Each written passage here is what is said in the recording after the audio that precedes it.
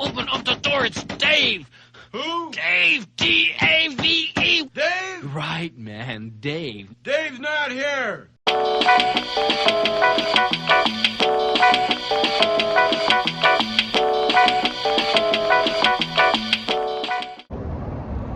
Back in January, I ordered my new Model Y. I put the deposit down and the system told me, Tesla told me, that it would be ready sometime probably by the end of March. Great, sounds good. Over time, as I continued to log into the account, I'd want to get an update. I saw that the date kept slipping out, slipped back in, slipped back out again, and then about a week or so ago, it said that it would probably be ready sometime in April, which changed the whole nature of what I was getting. But that's fine, you know, it's okay. As long as the tax credit would still work, I was just fine with it. That's totally all right if it comes back in April. So the family and I, we took a vacation. We're up here somewhere outside of the state of Florida where it's actually a little colder. And it's kind of funny because, you know, down in South Florida, the temperature's still moderately in the 80s and sometimes up into the 90s. So feeling a little cold is kind of unusual and takes some getting used to again. On the second or third day of my vacation, I got a text from Tesla saying my car was ready for delivery. And I got an email confirming that as well. Hey, that's great. That's fine. It can wait until I get back. I'll be back in about a week. I can see what's going on, see what's happening, and make a decision when I want to pick up the car. So I kind of ignored it. I looked at it just to see what the story was there, but I kind of ignored it. The next day, I got another text that said, hey, you need to pick up your car, and you need to tell us within 24 hours if you're not going to pick it up. Otherwise, we're going to release the car to someone else, and you're going to give it up. I'm like, wow, that's kind of rough around the edges. Okay. And then I got another text that said, if you don't schedule your delivery by 4 p.m. tomorrow, we're just going to give it away. Like, wow, that's really kind of in your face. I mean, you know, they told me it was going to be April and now they're telling me I have to pick it up. So I went ahead, and that evening I went ahead and logged in while we were out doing something. We were having dinner or something. Just went ahead and logged in and started scheduling the delivery. And there was a couple of little factors I had to go through. And when I got to the point of actually scheduling the date, it gave me 3 days that were available. A week from that day, the day after, and the day after that. So I had basically a week to get everything ready and go pick it up. I have the financials mostly worked out, but I have to transfer the money from my stock account into an account where I can use it and pay for my car, at least part of it anyway. And I still have to go through and do the evaluation to figure out what my Model 3 is actually worth today, given the fact that it's been a month, or almost 2 now. So it may be worth a different amount. I got to go figure out what I want to do with that. And of course, what if I were away for longer? What if I was away for 2 weeks instead of 1? What if I couldn't make it in that 10-day window they gave me? What would happen then? Are they going to give my car away? It was kind of strange because it was just odd that they did it and they chose to just push it away like that, push it off and push it off and push it off, and then suddenly go, oh no, you got to pick it up. Kind of weird. That's one little customer service thing that I could object to a little bit, because it just didn't seem right that they turned around and told me that, oh, got to do it right now, come on. You know, the guilt trip's coming on you. Anyway, that's the story of actually getting the car. Let's see how it goes over the next week or so as I get everything ready. It's delivery day for the Tesla, so I'm off to pick it up now. There was one little oddity regarding the insurance. I had to fill in one piece of paperwork to make sure that I got my insurance taken care of.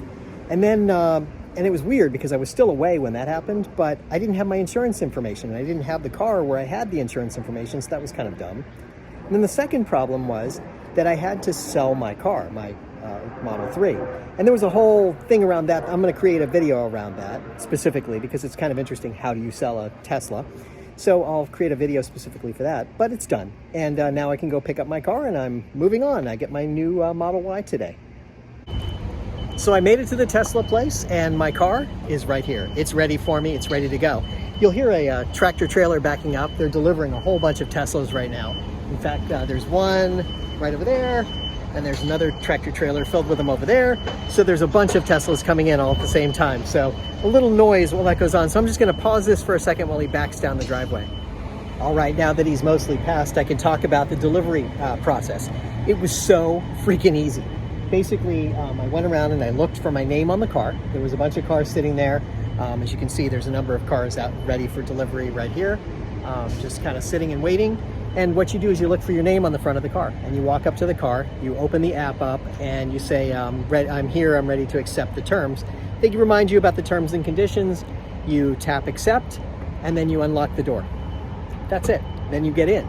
That's all there is to it. All the paperwork was done before I got here, so I just actually sat there and did paperwork. You know, they have everything online. I'll show you what it looks like.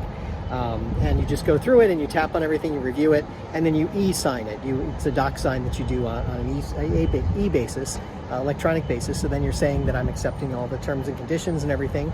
The only thing I had to do when I got here that wasn't done was that I had to go inside and ask someone to install my license plate, because I was taking my old license plate with me. So that was just a minor detail. Really pretty easy though. But just needed someone to come out. Very nice guy, just came out, he did it. And the thing, I was looking around the car, looking for my J1772 adapter, and it turns out that it was right here in the car. And by the way, this feature is pretty cool, because that's something the Model 3 didn't have. The adapter is right here. This is the adapter so I can plug into other people's ports other than Tesla's. So I just want to make sure I had that in the car. Everything else was fine. I will take you on a tour of the car later after I get everything figured out and we figure out what I've got here and all the things that are going on. I'll do the tour of the car. A couple of things I need to figure out. 99% of it is the same as the Model 3 as far as I can tell. I drove it around the block once and it is the same. Everything kind of works the same. The difference, there are a couple of subtle differences, and it has to do with where you plug in your memory stick for the dash cam, a couple of other little things like that. But overall, it drives the same, it rides the same. Obviously it's a little higher up. It's a little bit different car, but it is really nice so far, everything that I like about it. So far so good. It's really pretty straightforward. The pickup, I was here, my wife actually came in with me. It took longer to go inside and ask for someone to help me than it did to actually take delivery of the car. So now I'm gonna drive home and we'll see what happens from there. But I'm very excited, I have my car now. So let's take a moment and talk about the financials. When I look at the cost of the car, it was $52,990 after they had done the price reduction. I did pay about $5,021 in taxes, and there were some fees included in there as well. When I look at the amount that I got for my Model 3, yes, I sold it, so it was $27,500 that I had that I could apply to the total cost of the car. Then my cost was $30,511. Now, if I want to, I can consider in the $7,500 in tax savings, even though it's not a 1-to-1 ratio, so my cost is $23,000 for the car. Now, how long did it take me to actually pick up the car? This is the amazing part. It was actually about 20 minutes. I got there at 3:35. I was ready to drive off the lot at 3:55, and that included putting the license plate on the car. There were a couple of other things I just wanted to mention when I picked up the car. The first was that the car was charged to 56%. It's not a big deal, but why not charge it to 80% when it's picked up? This was the document that was sitting inside the car. You can see what all the details are, and it has 330 miles of range. When I was actually going through the app and having to do these different tasks like setting up insurance or telling them that I wanted to trade in a car, these are the tasks you do inside the app, and I just wanted to show you what it looked like. You go through each one of them, you tap the button to actually complete it, and you go through it. It's very simple and straightforward, but they have you do it in the app, and that's how when you get to the end point, when you get to the car, you can just pick it up and drive off.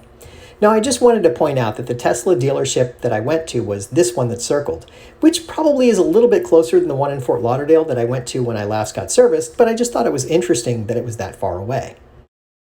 What's your point, David?